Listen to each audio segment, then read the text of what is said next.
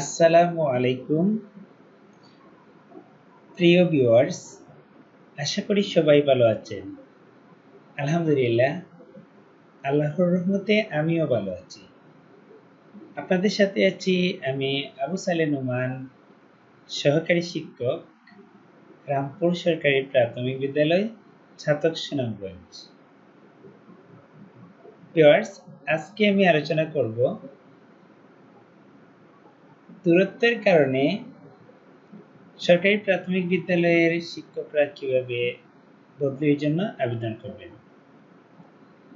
তো যারা আমার চ্যানেলে নতুন তারা চ্যানেলটি সাবস্ক্রাইব করার জন্য অনুরোধ করছি। সেই সাথে পাশে থাকা বেল আইকন অন করে দিলে আমার পরবর্তী ভিডিও নোটিফিকেশন আপনার কাছে চলে যাবে।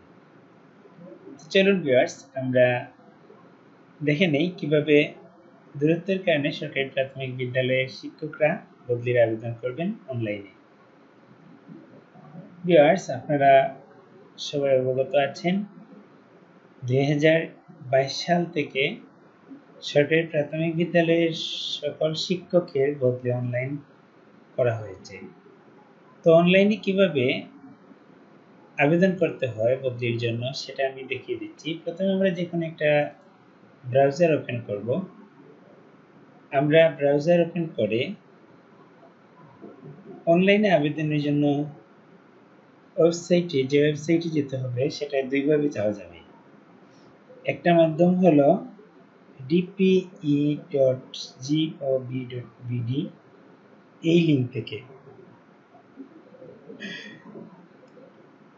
তো আমি দেখিয়ে দিচ্ছি dpe.gov.bd, এই লিঙ্কে যদি আমরা ক্লিক করি তাহলে এখানে ড্রপডাউন মেনু থেকে আমরা অনলাইন শিক্ষক বদলি এই অপশনটা পাবো। এখানে ক্লিক করলে অনলাইন শিক্ষক বদলি এই উইন্ডোটা চলে আসবে, আর এখান থেকে আমরা আইডি এবং পাসওয়ার্ড দিয়ে লগইন করে বদলির জন্য আবেদন করতে পারবো।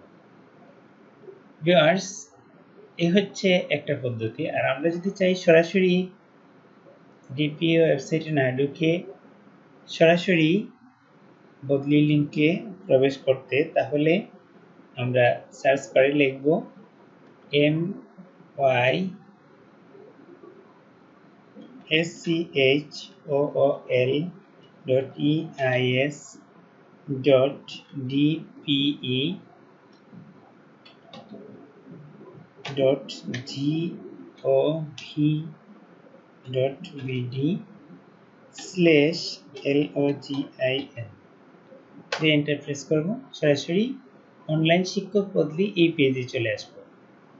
এবার ব্যবহারকারী অর্থাৎ যিনি আবেদন করবেন উনি যদি প্রধান শিক্ষক হয়ে থাকেন, বদলির জন্য আবেদন করতে হলে প্রধান শিক্ষক সিলেক্ট করে নেবেন। আর যদি সহকারী শিক্ষক হয়ে থাকেন তাহলে সহকারী শিক্ষক বাছাই করবেন। এবার ইউজার আইডি, আইপিএমএস এর যে ইউজার আইডি অর্থাৎ যে ফোন নাম্বার, সেই নাম্বারটি এখানে দিতে হবে। আমি একটা ফোন নাম্বার দিয়ে প্রবেশ করার চেষ্টা করতেছি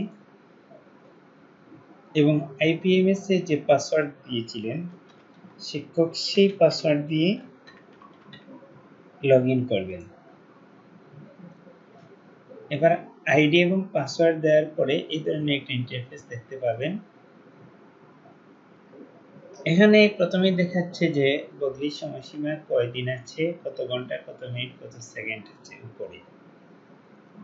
আর এই হচ্ছে মূল পাতা। বদলির আবেদন এই অংশে ক্লিক করতে হবে। আবেদন করার জন্য এখানে আমরা একটা পেজে 10টা শূন্য পদের তালিকা দেখতে পাবো, অর্থাৎ 10টা স্কুলে শূন্য পদের তালিকা দেখতে পাবো। যেমন আমি দেখতে পাচ্ছি ছাতাক সরকারি প্রাথমিক বিদ্যালয়, এখানে শূন্য পদ আছে 3টি। এভাবে একটা একটা করে 10টা। আমি যদি চাই এর সাথে 25টি স্কুল দেখতে, তাহলে এখানে দেখেন এই অংশে 25 সিলেক্ট করলে এখানে 25টা দেখানো হবে। আমি যদি চাই যে 100টা একসাথে দেখতে, তাহলে 100কে বাছাই করে নিব। তাহলে 100 সিলেক্ট করে নিব। 100 সিলেক্ট করলে 100টা বিদ্যালয়ের তথ্য এখানে আসবে। যদিও শূন্য পদে 100টা নেই, আমরা সর্বশেষ দেখতে পাচ্ছি 71টা স্কুল আছে আমাদের উপজেলায় শূন্য পদ। এই 71টা স্কুলে সবগুলো তথ্য এখানে দেখা যাচ্ছে। যদি 101টা হতো তাহলে এইদিকে আরেকটা পেজ আসতো এবং দুই পেজে, এক পেজে থাকতো 100টা, আরেক পেজে একটা। অর্থাৎ এখানে আমি যতটা সংখ্যা সিলেক্ট করব এই অংশে, ততটাই একটা পেজের মধ্যে আমি দেখতে পাবো। তো চলুন ভিউয়ার্স, এবার দেখি আমরা কিভাবে অনলাইনের জন্য আবেদন করব। তো আমি যদি অনলাইনে আবেদন করতে চাই তাহলে আমি যে স্কুল, একসাথে 3টে স্কুল আমি চয়েস করতে পারবো। তো আমি ধরে নিলাম এই একটা স্কুল চয়েস করলাম, এই প্লাসে ক্লিক করার সাথে সাথে এটা মাইনাস এবং লাল হয়ে যাবে। আমি আরেকটা স্কুল চয়েস করলাম, এবার আমি আরো একটা স্কুল চয়েস করব, যে এই স্কুলটাই, এই 3টে স্কুল দেখেন আমি চয়েস করলাম। করার পরে আমি নিচে আসলে দেখতে পাবো কোন স্কুলগুলো আমি বদলির জন্য চয়েস করেছি। এবার আমি যদি চাই যে এখানের একটা স্কুল আমি ভুলক্রমে চয়েস করে ফেলছি, তাহলে এই অংশ থেকে এটাকে ডিলিট করে দিতে পারবো। আবার আমি যদি চাই যে আমার প্রথম পছন্দের স্কুল হবে এখানে সর্বশেষ স্কুল যেটা সেটা, তাহলে এক্ষেত্রে এই চিহ্নতে ক্লিক করলে দেখেন ওইটা নিচ থেকে 2 নম্বরে চলে আসছে। আমি চাইলে 1 নম্বরে দিয়ে দিতে পারি। আমি যদি চাই যে এখান থেকে একটা স্কুলকে আমার পছন্দ থেকে ডিলিট করে দিব, তাহলে এই ডিলিট অপশনে ক্লিক করব।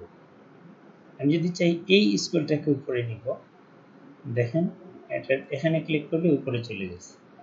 আবার এটাকে যদি চাই আমি নিচে দিতে, তাহলে দেখেন এখানে ক্লিক করলে নিচে চলে আসবে। এভাবে আমরা বিদ্যালয়কে বাছাই করে নিতে পারব এবং আবেদনের জন্য পরবর্তী অপশনে ক্লিক করব। এবার বদলির কারণ এক বা একাধিক নির্বাচন করব। কোন কারণে আমি বদলি হতে চাচ্ছি? প্রথমটা হলো স্থায়ী ঠিকানা পরিবর্তনজনিত কারণে। এক্ষেত্রে নদী ভাঙ্গন বা অন্যান্য কোনো প্রাকৃতিক দুর্যোগের কারণ হতে পারে, কিংবা হয়তো স্থায়ী ঠিকানা পরিবর্তন করেছেন যাতায়াতজনিত কারণে কিংবা অন্য কোনো কারণে, সেই কারণ প্রমাণক সহ দিতে হবে। তারপরে প্রতিবন্ধকতার কারণে যদি হয়ে থাকে, কিংবা স্বামী বা স্ত্রীর ঠিকানায় বদলি হতে চান, স্বামীর কর্মস্থলে বদলি, কিংবা বিধবা অথবা তালাকপ্রাপ্ত হওয়ার কারণে যদি বদলি হতে চান, দূরত্বের কারণে যদি বদলি হতে চান। তো আজকে আমি আলোচনা করব যে দূরত্বের কারণে কিভাবে বদলি আবেদন করতে হয়। তো এখানে দূরত্বের কারণে আমি ক্লিক করব এবং দেখেন এখানে বদলির কারণ দূরত্বের কারণে বদলি এর প্রমাণ সংযুক্ত করুন এখানে দেয়া আছে।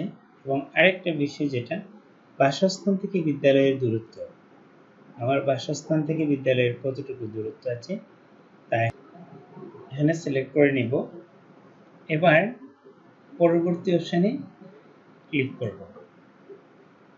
পরবর্তী অপশনে ক্লিক করলে আমি যে স্কুলগুলোতে আবেদন করে যাচাই করেছি আবেদনের জন্য, সেই নির্বাচিত স্কুলগুলো দেখতে পাবো, দূরত্ব দেখতে পাবো এবং এখানে 3টা অপশন আসবে। একটা ভুলক্রমে যদি আমি করে থাকি মুছে ফেলতে পারবো, খসড়া সংরক্ষণ করতে পারবো, অথবা তথ্য নিশ্চিত করতেও পারবো। তথ্য নিশ্চিত করতে হলে এই অপশনে আমি ক্লিক করব।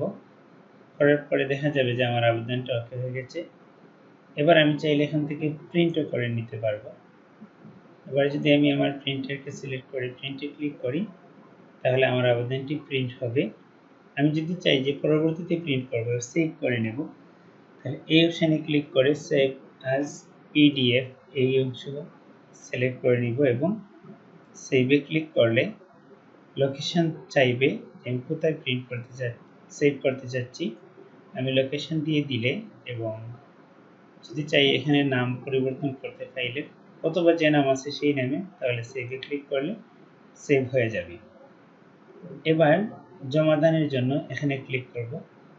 জমাদানে ক্লিক করলে আমার মোবাইলে 4 সংখ্যার একটা ওটিপি যাবে। সেই ওটিপি মোবাইল থেকে এখানে দিয়ে ওটিপি নিশ্চিত করলেই আমার বদলি আবেদন সম্পন্ন হয়ে যাবে এবং আমাকে একটা ট্র্যাকিং নাম্বার দিবে এবং মোবাইলে নিশ্চিত করবে। তো ভিউয়ার্স, এভাবে আমরা বদলির আবেদন দূরত্বজনিত কারণে বদলির আবেদন করতে পারবো। তো ভিডিওটি যদি আপনাদের উপকারে এসে থাকে তাহলে লাইক, কমেন্ট এবং শেয়ার দেওয়ার জন্য অনুরোধ করছি এবং পরবর্তী ভিডিও দেখার আমন্ত্রণ জানিয়ে আজকের মতো বিদায় নিচ্ছি। আল্লাহ হাফিজ। আসসালামু আলাইকুম।